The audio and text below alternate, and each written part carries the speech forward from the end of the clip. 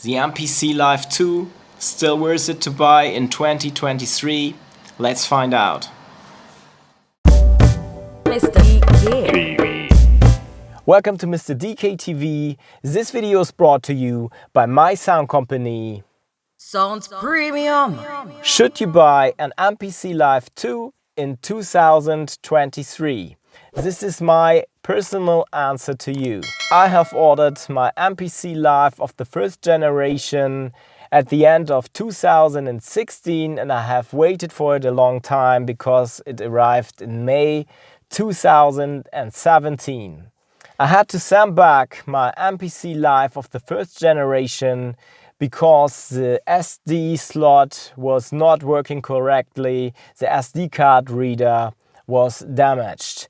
And so I have sent my MPC Live 1 in to the service center and they couldn't repair it because of the lack of spare parts, and that's why I had a problem and I ordered an MPC Live 2, and this is what I have right now, an MPC Live 2. And with this MPC Live 2, I'm continuing my process of making beats, of producing and of creating sample packs. And I really like this kind of workflow. I'm coming from a DAW. I have used Cubase and Studio One, for example, and I have used plenty VST plugins, and this is something you can use on your MPC when you are working standalone. Of course, you can use VST plugins when you are in controller mode and you have connected your MPC to your MPC software or to a DAW. That's no problem. Then you can use your VST plugins in your MPC software or in your DAW of your choice. One thing I have to mention when it comes to the MPC software, you can't use VST3 plugins, only VST2 plugins, because they haven't implemented this feature yet. But there's a workaround how to do that. If you want to know the workaround, just let me know. Write down something in the comments and I will do a video on this specific topic, because it is possible to do so with a special trick, and I can show you that if you are interested in. I will continue with the topic, should you buy an MPC Live 2 in 2023? My short answer is yes, you should, and my long answer is the following. If you are a guy like me who's outside very often, who's always on the run, on the go, then you have an MPC Live 2 with you where you can produce your beats on your own standalone without using a PC, a computer or a Mac. You can always have your device with you, no matter if you are going by train, if you are walking around. No matter where you are, you can put out your MPC Live and start making beats.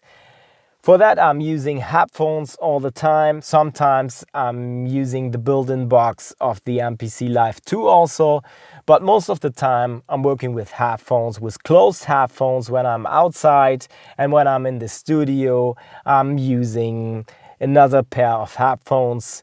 You can check these headphones out in this video.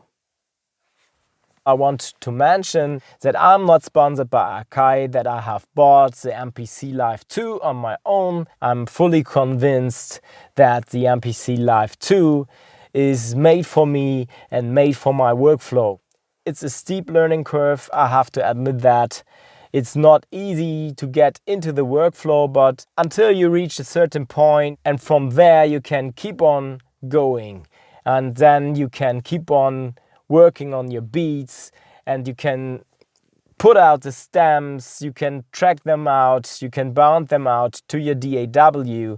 This is something I always do when I have finished a beat. I bounce the tracks out. I'm using Studio One for that, and then I'm finishing my mix. But you can do your mixing standalone also, that's also possible. So mixing and mastering is nothing what is impossible to do with the MPC. But I have certain plugins I'm really used to and which I don't want to miss, and that's why I'm tracking out my WAV files and then I'm continuing to use them in my DAW. This is how I work, this is how I do it.